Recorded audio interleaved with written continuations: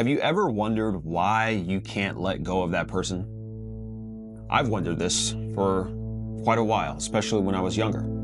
You know, that person, you just keep thinking about them. They're living in your head rent-free, and you keep replaying those old arguments, conversations you've had, walking down memory lane with them. You tell yourself over and over again that you've moved on. You've let go of them completely. Well, we know that's not the case. They continue to be associated with something deep within you, something that keeps them held on in your mind. This isn't just about them, but it's really about you. And more specifically, it's about your shadow. Carl Jung, the famous analytical psychologist and psychiatrist, once said, until you make the unconscious conscious, it will run your life and you will call it fate. Let's talk about the parts of you that live in silence, that live in the darkness and in shame, the parts you disown, the parts of you that you deny, the parts you repress so that others can't see it. This is your shadow. What exactly is your shadow? Many people are going to therapy, psychotherapy. Many people are scouring YouTube, scouring TikTok, scouring social media to discover and unpack what exactly their shadow is. The first thing to acknowledge is that your shadow isn't evil. Your shadow's not some demon. It's not something that you should associate with like being an enemy. The shadow, simply put, is the unacknowledged self. It's everything you learn to hide to survive. For example, when you were young, you learned that being too loud made other people uncomfortable. Perhaps you repressed part of you that was more expressive when you would get excited. When you showed sadness and got told to toughen up or stop being a wimp, you learned to hide your tenderness, to hide your compassion. And when you were hurt and no one came, you learned to pretend that you didn't feel anything at all, leading you to becoming emotionally numb. We don't just inherit the physical parts of ourselves. We take on so much more than that. We take on the context, the emotional concepts, the stories. We inherit emotional blueprints, these kind of hidden rules of how to feel, how to express, and whatever didn't fit into that blueprint, we cast it away into our shadow. So what is that for you? And why does the shadow haunt us? Why does it still come up? Well, there's one simple reason. Those parts of you that you don't fully express or don't develop, they show up in moments of your life where you're under distress, where you're intoxicated or under the influence, and you're lacking resources, like you're lacking sleep, you're hungry. You get flashes of that shadow to come out. When you see someone that reminds you of that missing part, you feel drawn to them. It's because they may reflect parts of you that are underdeveloped. The person who's free with their emotions, right? Expressive and totally open and authentic. Maybe they awaken a part of you that was never allowed to cry. That person who's confident and seems like they have it all put together. Maybe they reflect a version of you that you were told was being too much. Jung called this projection. And in today's world, we are projecting onto others and others are projecting onto us. It can be quite chaotic. And so throughout all that noise, this is what fills the mind with a lot of noise and what keeps you wondering why you can't let go of someone. See, you're tethered to their story, tethered to the context, tethered to the meaning. In that shadow, the unconscious parts of yourself are tethered. The only way to fully let go of them is to fully understand the context and the meaning of them in your life. So how exactly do we do shadow work? And how do we know if we're doing it right or if we're doing it to the point where it's going to be actually effective at helping us let go of someone or let go of the past? Whenever you are engaging in a psychological transformation, you must always begin with an assessment. Assessments help you establish baseline. Here's the first question of your assessment. It's one that will help you reflect on your triggers and help you dig deeper into the contents of your shadow. Ask yourself this question. What do you dislike in other people with absolute certainty? Consider, when was the last time that you did or expressed that exact behavior, action, or thing? Whatever it is for you, consider that that is a part of your shadow. For myself, I find that incompetence is something that I dislike in other people.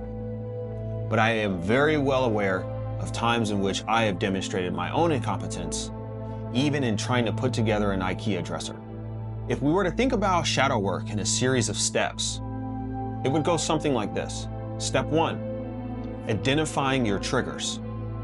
Your triggers, in particular your triggers for negative emotions, usually are tied to contents of your shadow. A fast way to understand what your triggers are is to consider what the opposite of your values are. So, if you value patience, compassion, empathy, and integrity, your triggers may be oriented around being selfish, inconsiderate, and also not being reliable. The next step is to determine when in your life were you demonstrating those things, and is there a pattern to those things?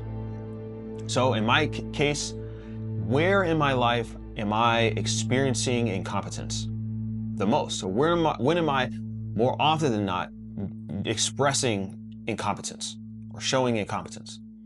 And I can tell you, it usually will deal in my relationship realm. Shadow work, even in just 2 simple steps, you can start to piece together where the real value is in paying attention to the unacknowledged self. Step 3 is to have a dialogue with that part of yourself. Ask those parts of yourself, the self that's incompetent, the self that's lacking confidence, the self that's insecure. Ask it as if you were talking to it like another person, right? Like a version of yourself. Questions that will be helpful are, what do you want me to know? What are you afraid of? What do you need from me now? You might be shocked as to what comes through. Next, as you embark on engaging in shadow work, you will begin to start to see integration come to fruition. Now, what exactly is integration? Integrating characteristics of your mind, integrating parts of yourself to become whole. This is what a lot of people tend to skip. It's not simply just being aware of your shadow, but you must embrace it. You must take into account not only the shortcomings of it being underdeveloped, but also be prepared and be ready to use parts of your shadow so that you can develop, right? That means leaning into, for example, if you find that you're insecure in how you express your emotions and being vulnerable around people, you gotta try it, right? So to integrate, to make peace with yourself means you need to expose yourself to the very thing that you hate, or the very thing that you deny, or the very thing that you repress. Because if you do not, your shadow will grow denser and denser. And a dense shadow means you're likely going to live a one-sided life, and a one-sided life will lead you to a path of deep unfulfillment. Integration is what makes shadow work so powerful. It turns that inner unconscious into an ally. It transforms things like self-sabotage into self-trust and self-confidence. It liberates the part of you that is aching to be known. Shadow work is a very personal and direct experience, mostly focused on yourself and those that are likely influencing you in your life. Close friends, close family, and work colleagues. Now, there's another part of the shadow called the collective shadow. These are things that your society or community refuses to face. Things like deeply entrenched racism, or greed that has no end, abuse of people, denial of historical facts. These things are a result of lacking collective shadow work. Healing the world is not the task for you today, but it may be the task for you tomorrow. Healing the world starts with healing yourself. When you face your own shadow, you inspire others to begin facing their own shadow.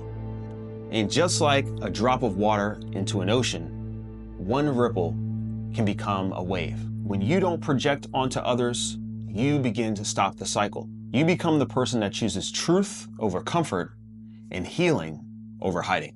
So the next time you're feeling triggered and you're struggling to really let go of someone, don't just react, respond. Pause, breathe, and ask yourself, am I in my shadow right now? What part of my shadow is present? The shadow's knocking on the door and you need to open it. Your healing doesn't start when that someone you've been struggling to let go of apologizes or asks you for closure. It starts when you stop hiding from yourself. And in that moment, you begin to integrate and become all of yourself. If you'd like to dive deeper into shadow work through Emotions Model, check out the links in the description, subscribe, comment, and be sure to check out more videos on how to integrate your shadow.